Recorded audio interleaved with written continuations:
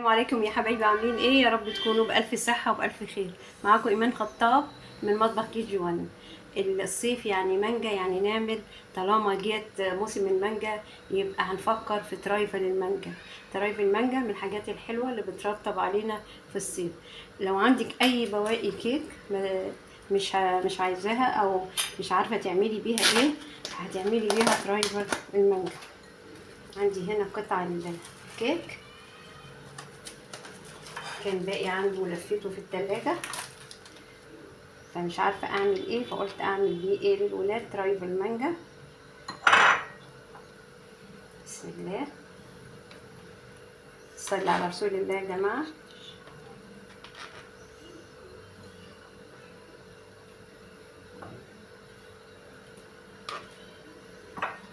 حطي كده في الكاسات، او لو عندك طبق كبير بايركس عايز تعمليه في طبق واحد زي ما تحبي.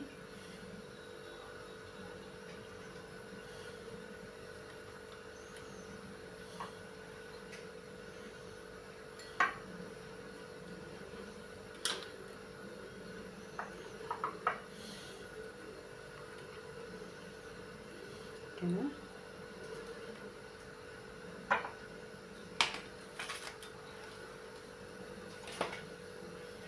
هنا عندي عصير مانجا هنسقي بيه مشبر ومتلج.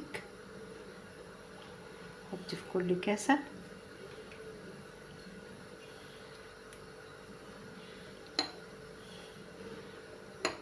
انا جايبه هنا منجايه نعومي، منجايه واحده هي اللي عملت لي الكاسات دي. عملت نصها عصير مانجا والنص التاني هنشوف هنعمل ايه. عندي هنا كريم جانتيه بتاع شركه دريم، جبت عبوتين منها وضربتها بربع كوبايه عصير متلج.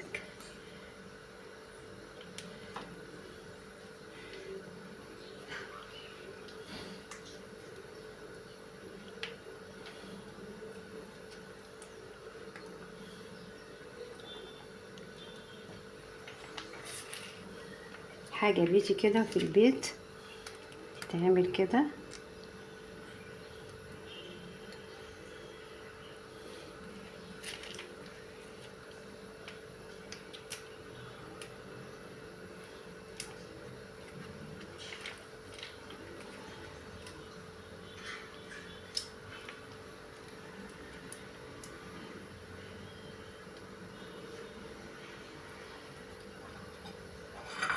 هنجيب بقى قطع المانجا،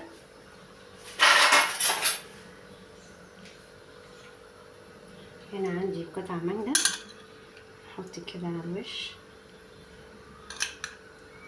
حطي زي ما انت عايزه تحطي.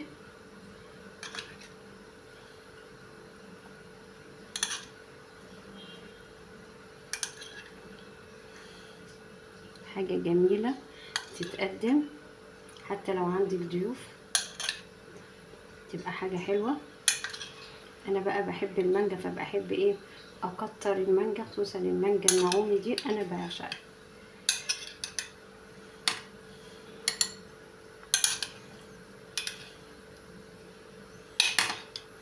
يعني من منجايه واحده عملنا العظمه دي، واحنا اكيد عندنا في التلاجة مانجا كتير.